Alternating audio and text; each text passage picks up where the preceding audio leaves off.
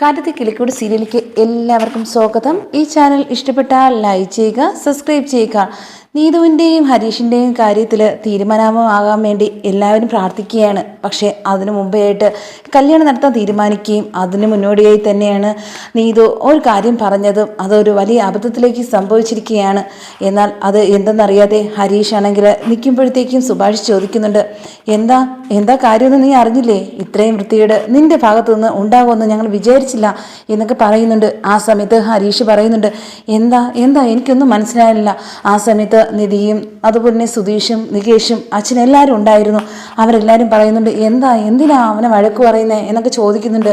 അത് യവനറിയാം, യവനാണെങ്കിൽ എന്താ ചെയ്തെന്നറിയാവോ? നമ്മുടെ കുടുംബത്തിന് നാണക്കേട് വരുത്തിയിരിക്കുക, ഇത്രയും കാലം ഇല്ലാത്ത എന്നൊക്കെ പറയുന്നുണ്ട്. എന്താന്ന് അറിയാതെ നിൽക്കുകയാണ് ഹരീഷ്.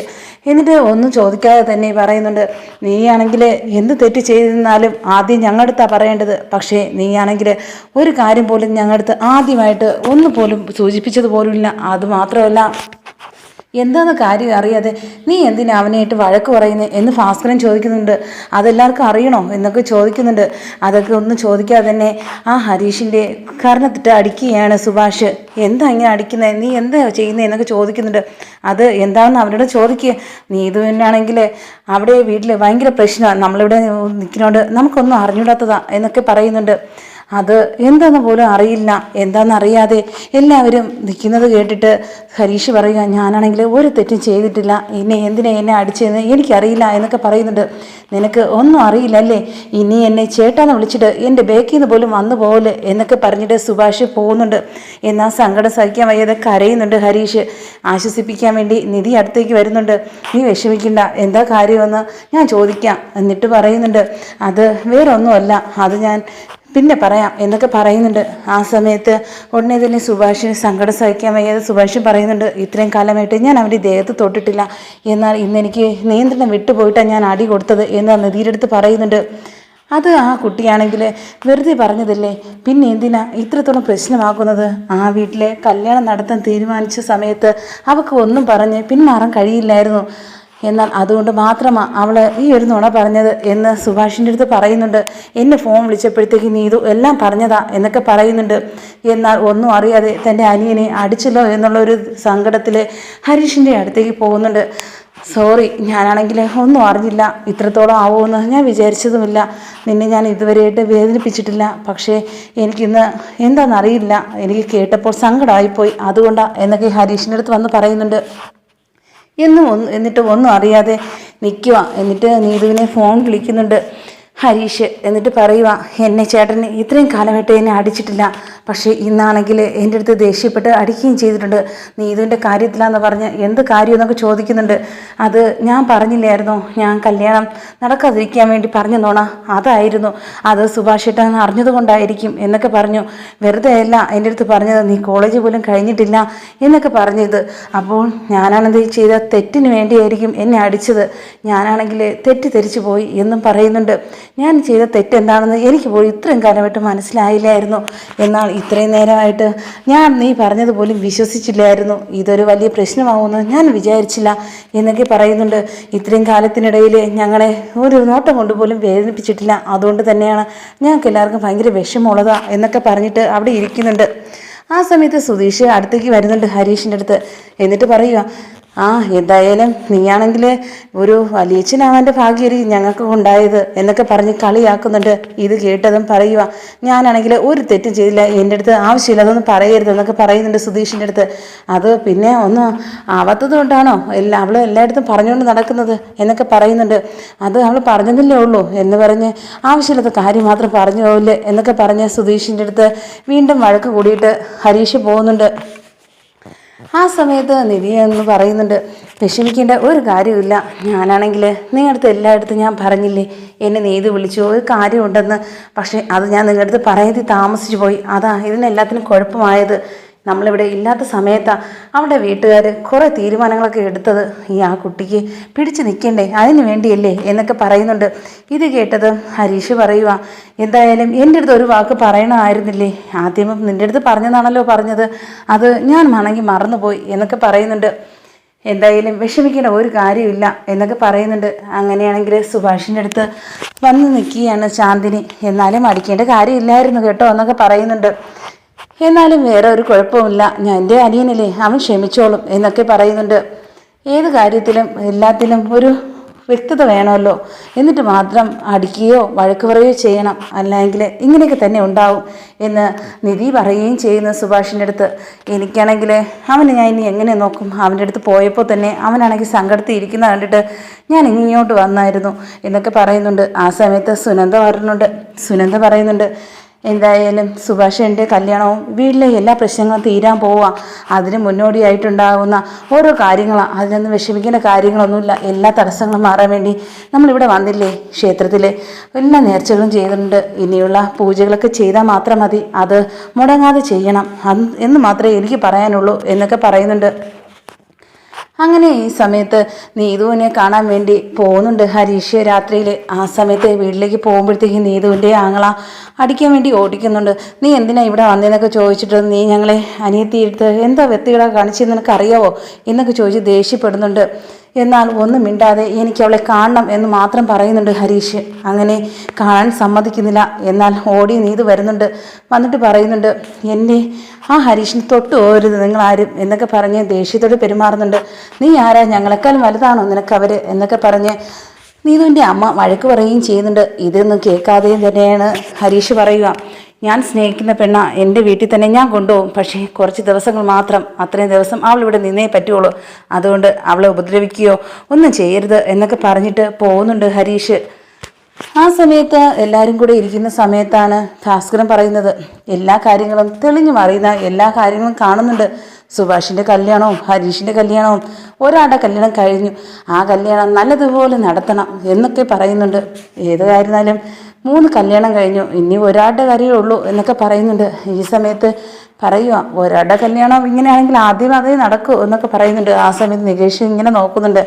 നികേഷിന് ഒരു ലൈനുണ്ടെന്ന് തോന്നുന്നുണ്ട് എന്നൊക്കെ പറയുന്നു. എന്താ ലൈനോ, ഏത് ലൈന് എന്നൊക്കെ പറയുന്നുണ്ട്. ഇല്ല, ഒരു കുട്ടി ഇഷ്ടത്തിലാണെന്ന് എൻ്റെ അടുത്ത് പറഞ്ഞു, അല്ല വെറുതെ പറയുന്നതാ എന്നൊക്കെ പറയുന്നുണ്ട്.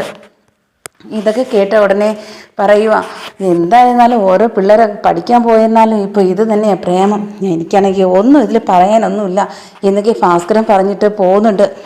ഏതായിരുന്നാലും ഇത്രയും നാൾ ഇവിടെ നിന്നില്ലേ, ഇതിൻ്റെ ഒരു പൂജ കഴിഞ്ഞിട്ട് മതി നമുക്ക് വീട്ടിലേക്ക് പോകുന്നത്. എന്തായാലും എത്രത്തോളം ആയിരുന്നാലും അച്ഛനിപ്പോൾ ഒരുപാട് വ്യത്യാസമുണ്ട് അല്ലേ എന്നൊക്കെ സുഭാഷ് ചോദിക്കുന്നുണ്ട്. അത് ശരി തന്നെ, അവരെ നാട്ടിൽ വന്നപ്പോഴത്തേക്കും വളരെ മാറ്റങ്ങളാണ്, എല്ലാവരും കണ്ടും ആ ഒരു പണ്ടത്തെ ഒരു രീതിയെ മാറി. വീട്ടിലായിരുന്നപ്പോൾ എങ്ങനെയായിരുന്നോ ഇവിടെ വന്നപ്പോൾ ഭയങ്കര മാറ്റം തന്നെയാണ് എന്നൊക്കെ പറയുകയും ചെയ്യുന്നുണ്ട് നിധി.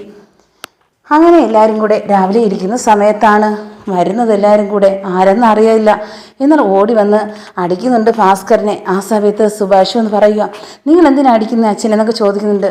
എന്താണെന്ന് ചോദിച്ചപ്പോൾ ശിവമാമ അടിക്കില്ലെന്ന് വീണ്ടും പറയുന്നുണ്ട്. ആരാടാ നിൻ്റെ മാമൻ എന്നൊക്കെ ചോദിക്കുന്നുണ്ട്.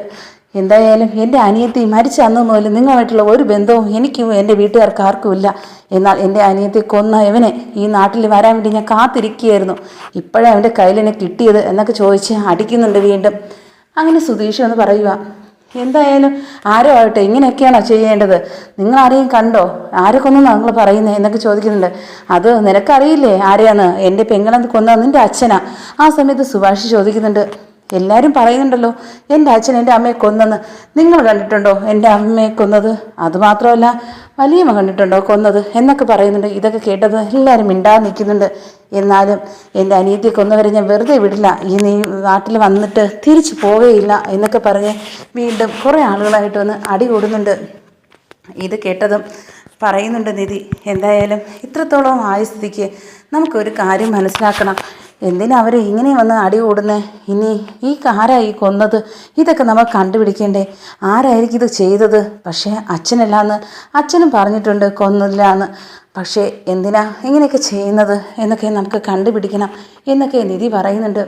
അത് ഞങ്ങൾക്ക് പോലും അറിയില്ല ആരാ കൊന്നതെന്ന്, പക്ഷേ ഞങ്ങൾ ജനിച്ച അന്ന് മുതൽ എല്ലാവരും പറഞ്ഞു കേട്ടതാ അച്ഛനാ എൻ്റെ അമ്മയെ കൊന്നതെന്ന്. പക്ഷേ ഒന്നും ഒരു വ്യക്തതയും ഇല്ലാത്ത കാരണമായിട്ട് ഞങ്ങൾക്കും അറിയില്ല. ഈ നാട്ടിൽ ആദ്യമായിട്ടല്ലേ ഞങ്ങളും വരുന്നത്, അതുകൊണ്ട് ഇവിടുത്തെ ആൾക്കാരെ പോലും എനിക്ക് നേരെ അറിയില്ല എന്നൊക്കെ സുധീഷൊക്കെ പറയുന്നുണ്ട്. അങ്ങനെ ഈ അടി കൂടുന്ന സമയത്ത് സുധീഷിനൊക്കെ നല്ല അടി കിട്ടുന്നുണ്ട്. അങ്ങനെ നിധിയാണെങ്കിൽ അടുത്തേക്ക് വരുന്നുണ്ട്. സുധീഷിൻ്റെ എണ്ണയും കൊണ്ടാണ് വരുന്നത്. ഇടി കിട്ടിയതില്ലേ, ഞാനാണെങ്കിൽ എണ്ണ ഇട്ട് തരാം. വേണ്ട, ഞാൻ ഇട്ടോളാം എന്ന് സുധീഷ് പറയുന്നുണ്ട്. വേണ്ട, ഞാൻ ഇട്ടോളാം എന്നൊക്കെ പറഞ്ഞിട്ട് എണ്ണയൊക്കെ ഇട്ട് കൊടുക്കുന്നുണ്ട് നിധി. ഇത് കേട്ടിട്ട് ഭയങ്കര സന്തോഷത്തോടെ സുധീഷ് ഇരിക്കുക. എന്നിട്ട് എല്ലാവരും നോക്കുന്നുണ്ട്. കണ്ടോ, ഇപ്പം ഭയങ്കര സ്നേഹം തോന്നും നിധിക്ക് എന്നൊക്കെ പറയുന്നുണ്ട്. ഇത് കേട്ടത് ഹരീഷ് പറയുക, അത് ശരി തന്നെ, ഇവിടെ വന്നേ പിന്നെ ഭയങ്കര വലിയ മാറ്റം തന്നെ. കാവടി എടുത്തപ്പോഴും അതുപോലെ തന്നെ ക്ഷേത്രത്തിൽ പോയപ്പോഴത്തും ദർശനത്തിലും അവിടെയാണെങ്കിൽ ഫോട്ടോ എടുപ്പും ഇതെല്ലാം കണ്ടപ്പോഴത്തേക്കും എനിക്ക് മനസ്സിലായി ഇപ്പോൾ എന്തോ ഒരു ഇഷ്ടം ഇത്തിരി കൂടിയിട്ടുണ്ടെന്ന്. അത് എന്തായാലും നല്ല കാര്യമല്ലേ, ഇതുപോലത്തെ യാത്രകൾ നേരത്തെ ആവണമായിരുന്നു അല്ലേ എന്നൊക്കെ പറയുന്നുണ്ട്. ഇത് ഇത്രയും നാൾ താമസിച്ച് പോയുമല്ലോ നമ്മൾ ഇവിടേക്ക് വരാൻ വേണ്ടി. എനിക്ക് നല്ല ഇഷ്ടപ്പെട്ടു. എന്നാൽ വലിയമ്മയും വലിയച്ഛനൊന്നും ഇത്രയും കാലം നമ്മുടെ അടുത്ത് ഇപ്പോഴത്തെ കാര്യമൊന്നും പറഞ്ഞില്ലല്ലോ എന്നൊക്കെ വീണ്ടും ഹരീഷ് പറയുന്നുണ്ട്.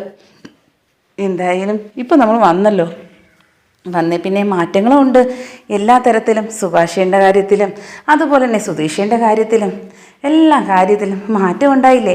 അത് ഇവിടെ വന്നതുകൊണ്ട് മാത്രമെന്നാണ് ഞാൻ വിചാരിക്കുന്നത്. ഇനി ഇവിടുത്തെ നിന്ന് എല്ലാ ക്ഷേത്രത്തിലെ പൂജകളൊക്കെ കഴിയുമ്പോൾ എല്ലാം നമ്മുടെ തടസ്സങ്ങൾ മാറും എന്ന് ഞാൻ വിശ്വസിക്കുന്നു എന്നൊക്കെ നികേഷ് പറയുന്നുണ്ട്. എന്തായാലും ഇതുപോലെ തന്നെ മുന്നോട്ട് പോയാൽ മതി. പിന്നെ നീതുവിൻ്റെയും ഹരീഷിൻ്റെ കല്യാണത്തിൻ്റെ കാര്യം അത് എത്രയും പെട്ടെന്ന് നമുക്ക് നടത്തണം എന്ന് സുഭാഷ് പറയുകയും ചെയ്യുന്നുണ്ട്. ചാന്ദിനി പറയുക, അത് ശരി തന്നെയാണ്, നമുക്ക് കല്യാണം നല്ലതുപോലെ നടത്തണം, നല്ല ആഘോഷമാക്കണം എന്നൊക്കെ പറയുന്നുണ്ട്. ആ സമയത്ത് സുധീഷ് പറയുക, ആദ്യം കല്യാണം നടത്തേണ്ടത് നിങ്ങൾ തമ്മിലാണ്, നിങ്ങൾ തമ്മിൽ കല്യാണം സുധീഷ് പറയുന്നുണ്ട് ചാന്ദിനി അടുത്ത്. ഇത് കേട്ടത് നാണത്തോടെ അകത്തേക്ക് പോകുന്നുണ്ട്. എന്നിട്ട് പറയുക, എനിക്കാണെങ്കിൽ ഒന്നും പറയാനില്ല എന്നൊക്കെ പറയുന്നുണ്ട്. അത് ഞങ്ങൾക്ക് മനസ്സിലായി, ഓരോ സംസാരത്തിലും അതുപോലെ തന്നെ എല്ലാത്തിലും നമുക്ക് മനസ്സിലാക്കാൻ പറ്റും കേട്ടോ എന്നൊക്കെ പറയുന്നുണ്ട്. ഇത് കേട്ടത് ചിരിച്ചുകൊണ്ട് അകത്തേക്ക് ഓടുകയാണ്. ആ സമയത്ത് സുഭാഷ് ചോദിക്കുക, എന്താ ഇങ്ങനെ ഓടുന്നേ എന്നൊക്കെ ചോദിക്കുന്നത്. ഇല്ല, ഞങ്ങളാണെങ്കിൽ ചെയ്യേണ്ട കാര്യമൊന്ന് പറഞ്ഞത് ഓടിയതാ. ആ സമയത്ത് നാണത്തോടെ നിൽക്കുന്നുണ്ട് സുഭാഷ്. ആ സമയത്ത് സുനന്ദ അവിടെ നിൽക്കുന്നുണ്ട്. സുനന്ദ പറയുന്നുണ്ട്, അത് ശരിയാണ്, ഞാനാണെങ്കിൽ ശ്രദ്ധിക്കുന്നുണ്ട് സുഭാഷേൻ്റെ കാര്യം. പണ്ടാണെങ്കിൽ ഞങ്ങളടുത്ത് പോലും ഇങ്ങനെയൊന്നും പെരുമാറിയിട്ടില്ല, എന്നാലിപ്പോൾ ചാന്ദിനിയുടെ അടുത്തുള്ള പെരുമാറ്റവും ഞാനും ശ്രദ്ധിക്കുന്നുണ്ട് എന്നൊക്കെ പറയുന്നുണ്ട്. ആ സമയത്ത് ഒന്നും മിണ്ടാതെ സുഭാഷ് നിൽക്കുന്നത്. അങ്ങനെ പറയുക സുധീഷ്, എന്തായാലും നടക്കേണ്ടതല്ലേ നടക്കുകയുള്ളൂ, നമുക്കിതിൽ പറയാനൊന്നുമില്ല. എന്തായാലും സുഭാഷിനെ വിധിച്ചുള്ളത് ചാന്ദിനിയാണെങ്കിൽ അത് നടക്കുകയെന്നെ ചെയ്യും. എനിക്കിപ്പോൾ നിധിയെ കിട്ടിയില്ലേ, അതുപോലെ നിധി ആ സമയത്ത് മിണ്ടാതിരിക്കുന്നുണ്ട് എന്ന് പറഞ്ഞിരുന്നാലും ഇപ്പോഴാണെങ്കിൽ ഒന്നും പറയണില്ലല്ലോ എന്ന് സുധീഷ് വിചാരിക്കുന്നുണ്ട്. അത് എന്നെക്കൊണ്ടൊന്നും പറയണ്ട, എന്ന് പറയിപ്പിക്കുകയും വേണ്ട കേട്ടോ എന്നൊക്കെ നിധി പറയുന്നുണ്ട്. മനസ്സിലായല്ലോ, അവിടെ ഇപ്പോൾ വീണ്ടും കിടക്കുന്നുണ്ട് നമ്മൾ ഡൈവേഴ്സിന് കൊടുത്തത്. അതുകൊണ്ട് വീണ്ടും എന്നെ പറഞ്ഞ് പ്രേരിപ്പിക്കുകയൊന്നും ചെയ്യരുത് കേട്ടോ സുധീഷേ എന്നൊക്കെ നിധി പറയുന്നുണ്ട്. ചുമ്മാ എന്നെ പേടിപ്പിക്കാൻ വേണ്ടി